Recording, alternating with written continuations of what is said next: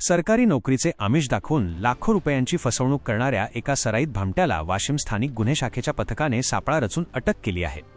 या प्रकरणी वाशिम शहर पोलीस ठाण्यात गुन्हा दाखल करण्यात आला असून नागरिकांनी अशा आमिषांना बळी पडू नये असे आवाहन पोलीस प्रशासनाने केले आहे। याबाबत मिळालेल्या सविस्तर माहितीनुसार फिर्यादी भगवान चांगदेव वानखडे यांच्या मुलाला वाशिम पंचायत समिती येथे पीटीओ पॅनल टेक्निकल ऑफिसर या पदावर नोकरी लावून देण्याचे आमिष आरोपीने दाखवले होते।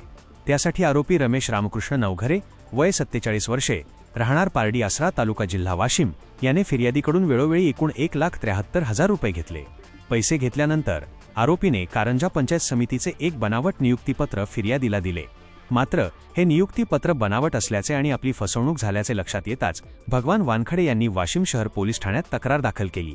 या तक्रारीवरून आरोपी रमेश नवघरे याच्याविरुद्ध अपराध क्रमांक 555/2026 आणि भारतीय न्याय संहिता BNSच्या कलम 318(4), 336, 34, 336, 34, 340, 340(1), 2, 341(1), 2, 339, 338 अन्वये गुन्हा नोंद करण्यात आला। गुन्हा दाखल होताच स्थानिक गुन्हे शाखा वाशिमचे पोलीस निरीक्षक प्रदीप परदेशी यांनी सहाय्यक पोलीस निरीक्षक जगदीश बांगर आणि पोलीस उपनिरीक्षक निलेश जाधव यांचे एक विशेष पथक तयार करून फरार आरोपीच्या शोधासाठी रवाना केले।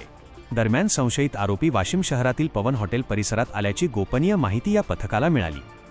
माहिती मिळताच स्थानिक गुन्हे शाखेच्या टीमने तात्काळ घटनास्थळी धाव घेऊन आरोपीला पवन हॉटेलमधून ताब्यात घेतले आणि त्याला या गुन्ह्यात रीतसर अटक केली।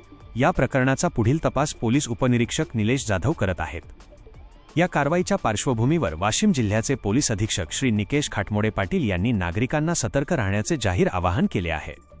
नोकरी संदर्भातील कोणतीही माहिती केवळ संबंधित विभागाच्या अधिकृत संकेतस्थळावरूनच तपासून घ्यावी आणि नोकरीच्या नावाखाली कोणीही पैशांची मागणी केल्यास तातडीने सावध होऊन कोणताही आर्थिक व्यवहार करू नये असे त्यांनी म्हटले आहे। तसेच जर कोणाची अशा प्रकारे फसवणूक झाली असेल किंवा कोणी नोकरीचे आमिष दाखवून पैशांची मागणी करत असेल तर तात्काळ जवळच्या पोलीस स्टेशनशी संपर्क साधावा। तक्रारदार नागरिकांची माहिती पूर्णपणे गुप्त ठेवली जाईल अशी ग्वाही देखील पोलीस प्रशासनाने दिली आहे।